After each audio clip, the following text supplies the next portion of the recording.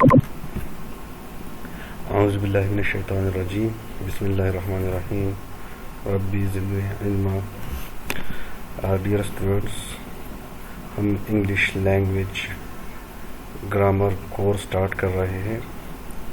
میرا نام عنایت الحق ہے اور میں سٹارٹ کر رہا ہوں انگلش گرامر کورس. ہمارا کورس جو ہے اس کے آؤٹ لائنز جو ہے وہ یہ ہے کہ ہم جو کورس سٹارٹ کر رہے ہیں اور جو کورس میں آپ کو پڑھاؤں گا اس میں یہ کانٹینٹس ہوں گے ہمارے، اور ہم نے یہ تمام کانٹینٹس جو ہے وہ انشاءاللہ کمپلیٹ کرنے ہوں گے. تو سب سے پہلے ہم آپ کو پڑھائیں گے انٹروڈکشن ٹو انگلش گرامر، اور اس کے بعد ہم پڑھیں گے parts of the speech. Parts of the speech کے بعد ہم پڑھیں گے ٹینسز، اور ٹینسز کے بعد ہم پڑھیں گے ایکٹیو وائس ویس پیسو وائس، اور اس کے بعد ہم پڑھیں گے ڈائریکٹ اینڈ انڈائریکٹ اسپیچ. اچھا، سب سے پہلے ہمیں یہ جاننا چاہیے کہ گرامر کیا ہوتا ہے. تو introduction to grammar. English grammar is the way in which meanings are encoded into words in English language. اس کا مطلب کیا ہوا کہ انگلش گرامر میں جو میننگز ہوتے ہیں ان کو اس طرح کوڈ کیا جاتا ہے کہ اس سے ورڈز بنے. ٹھیک ہے، فار ایگزامپل اگر میں یہ کہوں کہ رائٹنگ لکھنے کو کہتے ہیں، تو یہ رائٹنگ جو ہے یہ اس سے یہ جو لکھنا ہے، تو لکھنا ایک میننگ ہے، تو اس کو ہم نے انکوڈ کیا ورڈز میں. ٹھیک ہے، اب ورڈ کیا ہوتا ہے؟ تو مختلف لیٹرز، جیسے فار ایگزامپل انگلش یہ ایک ورڈ ہے، تو ورڈ میں مختلف لیٹرز جمع ہو کے یہ ایک ورڈ بناتا ہے. جیسے ENGLISH، یہ وہ لیٹرز ہیں. یہ لیٹرز یہاں سارے کمبائن ہو کے انہوں نے ایک ورڈ بنایا جس کا مطلب ہے انگلش. ٹھیک ہے، اس کے علاوہ ہم یہ بھی کہہ سکتے ہیں کہ this includes the structure of words, phrases, clauses, sentences and whole text. اچھا، انگلش گرامر میں اور کیا ہوتا ہے؟ انگلش گرامر میں ہم نے پہلے یہ کہا کہ انگلش گرامر میں مختلف میننگز کو ورڈز میں انکوڈ کیا جاتا ہے. اور دوسری بات کیا ہے کہ انگلش گرامر میں کیا ہوگا؟ انگلش گرامر میں ورڈز ہوں گے، اس کے بعد فریزز ہوں گے، کلازز ہوں گے، سینٹینسز ہوں گے، اور ہول ٹیکسٹ، یعنی کہ بہت سارا ٹیکسٹ ہوگا. ٹھیک ہے، یہ تو ہوگا. اب انگلش گرامر کے بعد ہمیں یہ بھی جاننا چاہیے کہ لینگویج کیا ہے. تو لینگویج کا ڈیفینیشن یہاں پہ مینشنڈ ہے، وہ یہ ہے: A language is a structured system of communication by humans including speech, gestures and writing.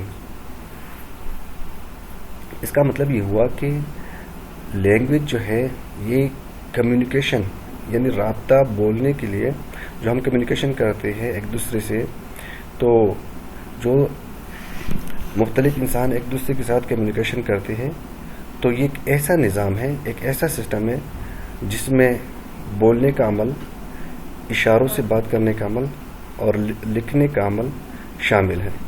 The most widely spoken languages have writing systems of glyphs that enable sound or gesture to be inscribed for later reactivation. اچھا، یہ اس کا مطلب یہ ہوا کہ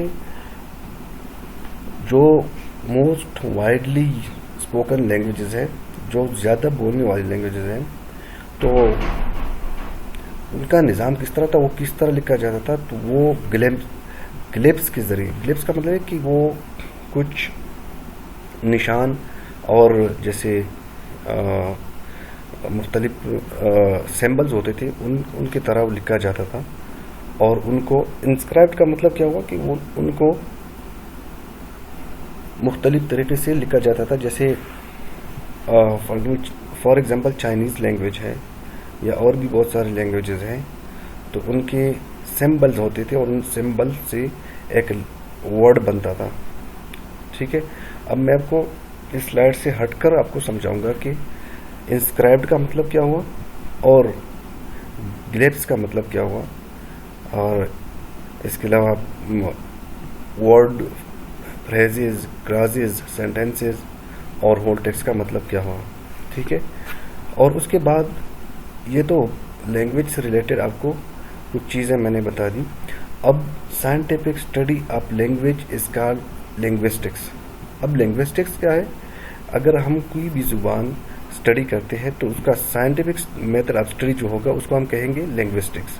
for example اگر کوئی طالب علم وہ اردو زبان، پشتو زبان، انگلش زبان یا چائنیز زبان، کوئی بھی زبان اس کا اسٹوڈنٹ ہو اور اس کی سائنٹیفک اسٹڈی کر رہا ہو تو اس کو کیا کہیں گے؟ لنگوسٹکس، یعنی کہ وہ لنگوسٹکس پڑھ رہا ہے. ٹھیک ہے، اچھا یہ کلاس کچھ ڈیفیکلٹ ورڈز وہاں پر مینشن تھے، حالانکہ یہ ہم نے بعد میں آپ کو پڑھانا ہے، مگر ضرورت کے تحت کچھ یہاں پہ میں نے سوچا کہ اس کا تھوڑا سا ہنٹ آپ کو دے دوں. تو کلاس کیا ہوتا ہے؟ A group of words. Class کیا ہوگا؟ یہ ورڈز کا ایک گروپ ہوگا، ایک مجموعہ ہوگا. دوسری بات اس میں کیا ہوگی؟ کلاس میں سبجیکٹ ورب کمبینیشن. کلاس میں ایک سبجیکٹ آئے گا، ایک ورب آئے گا، ان کے کمبینیشن ہوگا.